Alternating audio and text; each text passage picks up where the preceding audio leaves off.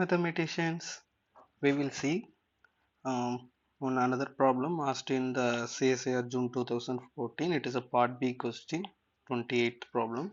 It is a very nice limit problem. Usually, many people don't attend this problem because I myself, many people told me that this such problems are look scary. Actually, whenever you see this kind of problem, this problem what first you should try, because this kind of problem requires only one small simplification idea. Once you got that idea, immediately it reduces to a very simple limit problem that we can solve very easily. Okay, so let's see how to do it. Now let's uh, let's make some observations. So basically it is about the simplification. So let's make some observations. So I look at this root 3 plus root 1, and whenever you have this kind of square roots, always you have to multiply by its conjugate. Okay, so now it is a plus b into a minus b, you get a square minus b square, that is equal to 2. Similarly, I am doing the same for root 5 plus root 3 and I am multiplying its conjugate. So I get a square minus b square, that is 5 minus 3, 2. Similarly for the nth term also. So root of 2n minus 1 plus root 2n plus 1, I am multiplying it by its conjugate. I get a square minus b square equal to 2. So what we are observing is if you multiply by its conjugate, always you are getting 2. Okay. So what is the advantage of getting the same number here? Once you make all this number 2 here, then these 2 can be replaced by these product, because 2 equal to this product.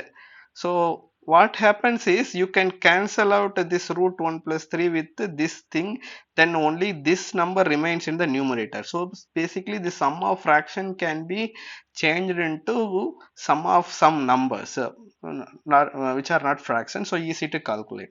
So let's see how it is done. So this summation, this I'm just look at the sums in the numbers inside the bracket. This number, that I call given sum, that number is equal to, you see I have multiplied it by 2, so every term receives a 2 and I divide it by 1 by 2. Okay, this is always possible to we can do. Now this 2 I replace by this number. Okay, because 2 equal to this number. So if I replace this 2 by this number, what happens? This root 3 plus root 1 and this root 3 plus root 1 will get cancelled and we are end with only this number, that is root 3 minus root 1. Okay, similarly this 2 I replace by this product and I get this root 3 plus root 5 and this root 3 plus root 5 get cancelled. I end up with only this number in the numerator. Similarly I do for the nth term also. So what happens? So this 2 I replace by this product. I get this number and this number is cancelled and I end up with this number. Okay. So basically we have changed all these fractions into sum of some numbers because these numbers are easy to work with. Now you see there is a plus root 3 and there is a minus root 3. There is a plus root 5. The next term will be root 7 minus root 5. So minus root 5 and this plus root 5 will cancel. So if you keep doing it, there will be term before this, that is root 2 minus. So here you will have a term. What is a term before this? That will be root of 2n minus 3 minus root of 2n minus 1. That is a term that comes here before this term. So now what happens is this this root 2 minus 1 and this root 2 minus 1 will get cancelled and what remains is only this root 2 plus 1.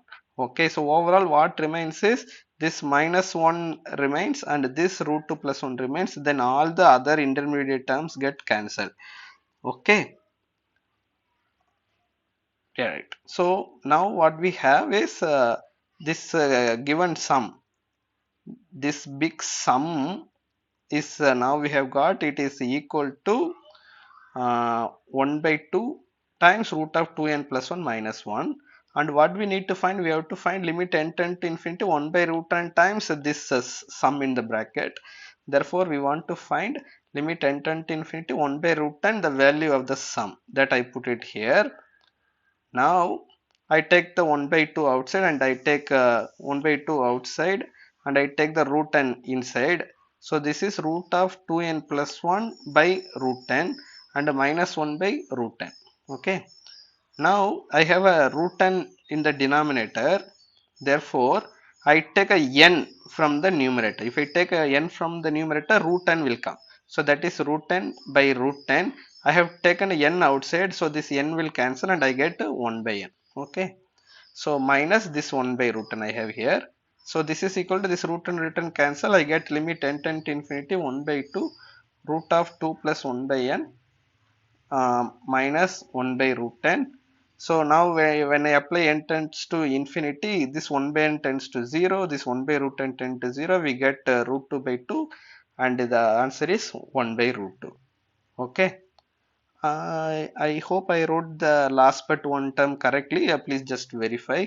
And so the final answer is what we are getting is it is answer is 1 by root 2. So the second option is what is correct.